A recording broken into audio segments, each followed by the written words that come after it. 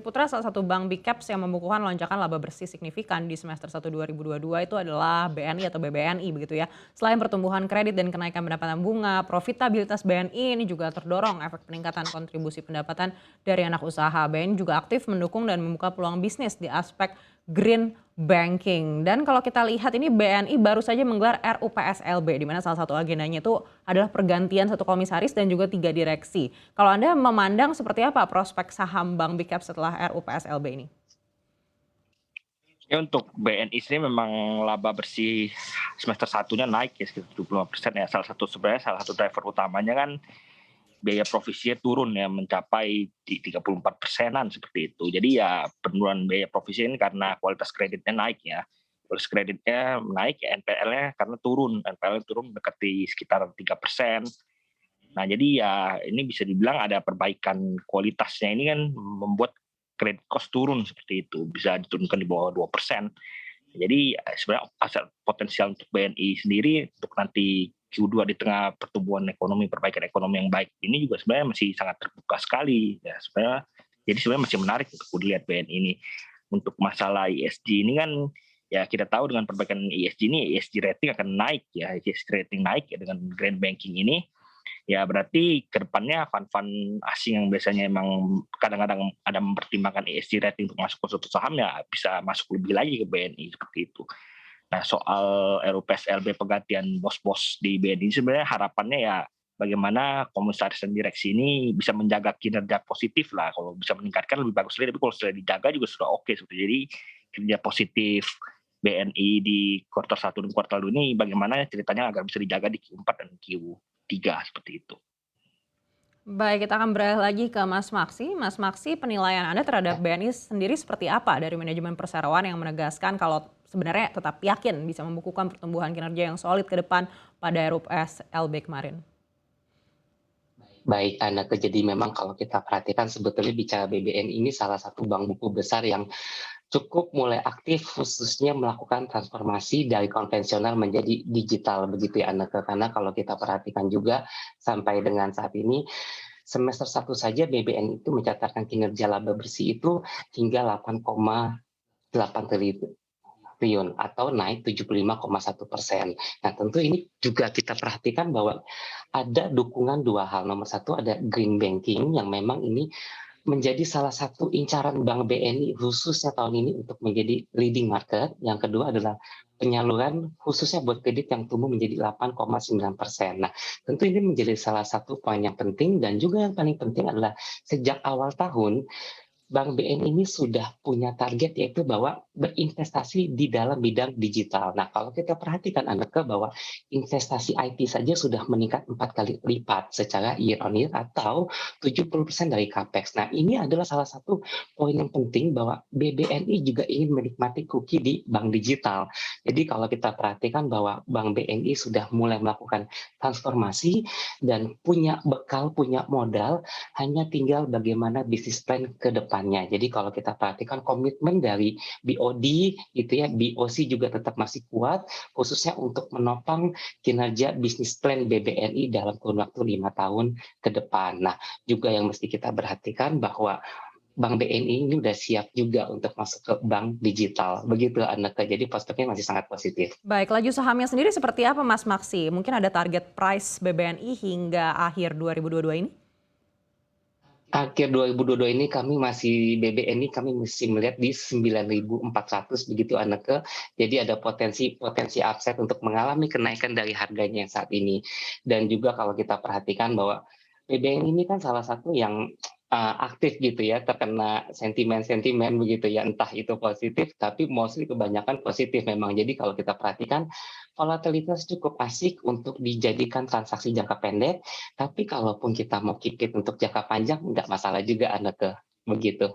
Satu anak usaha perseroan yang terbaru ini adalah Bank Mayora yang disiapkan menjadi bank digital.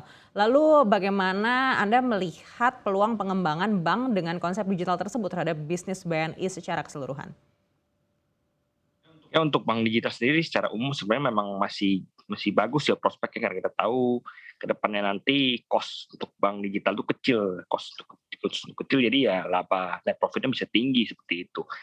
Nah, jadi untuk bank-bank besar sendiri sebenarnya udah berbondong-bondong masuk ke bank digital ya, termasuk BNI ini. Apalagi kita tahu BNI ini ke depannya nanti mainnya kan nggak sendiri kan, akan di dalamnya juga disebut-sebut akan ada Mayora, lalu ada Sigroup juga. Kita tahu Mayora kan salah satu FMCG terbesar di Indonesia ya, jadinya kan bisa membantu untuk penyaluran seperti itu, penyaluran kredit dan lain-lainnya, dan si grup ini kan salah satu pemain digital terbesar di Indonesia seperti itu. Jadi ya untuk bisnis bank digital sudah, bahkan sebelumnya juga di Indonesia sudah masuk di Cbanknya seperti itu. Jadi sebenarnya untuk prospek BNI sendiri di Mayora Bank cukup cerah seperti itu. Baik, kita akan beralih ke Mas Maksi. Mas Maksi, manajemen BNI ini memastikan juga Ya, akan mendorong Bank Mayora untuk menjadi bank digital yang fokus mendukung segmen UMKM. Kalau Anda lihat, seberapa optimis ketahanan UMKM di masa normalisasi seperti ini?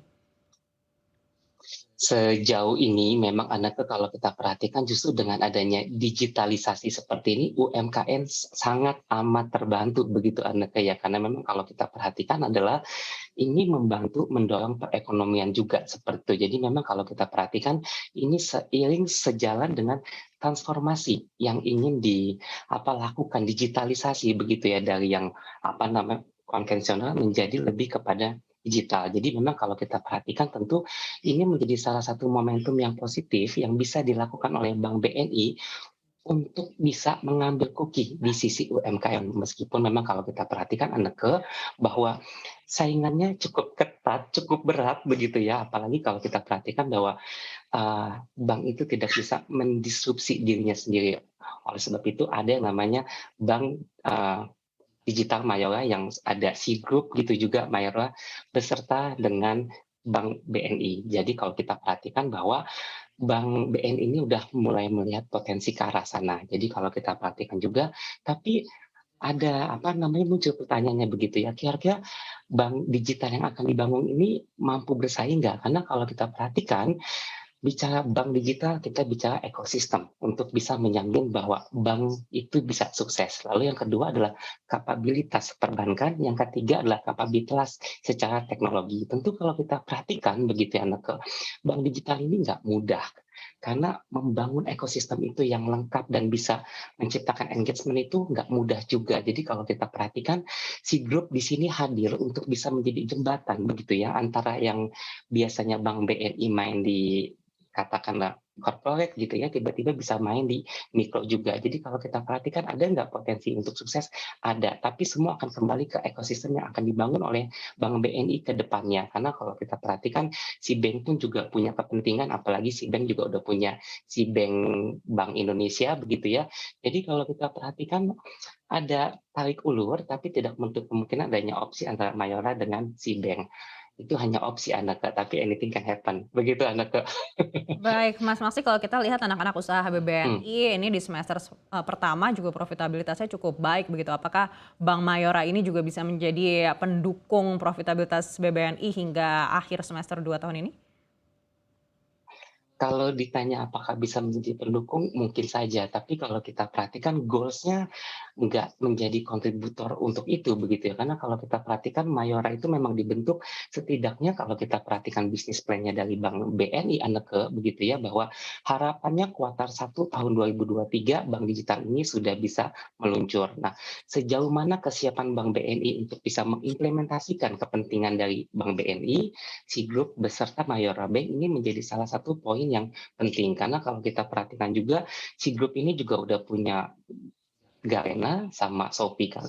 Kalau kita bicara yang namanya Shopee, saat ini sudah ada 5 juta UMKM aktif dan menjangkau lebih dari 500 kabupaten atau kota begitu di Indonesia. Tentu ini menjadi salah satu momentum penting sejauh mana Bank BNI akan mampu memaksimalkan potensi yang ada. Karena kalau kita perhatikan, sudah cukup banyak bank digital, sudah cukup banyak ekosistem yang ada saat ini, bisa diambil kuki dari mananya lagi. Nah, kalau perhatikan tentu harapannya cukup menarik sejauh mana Bank BNI mampu mengembangkan ekosistem, sejauh itu pula potensi kesuksesan kontributor ini ada.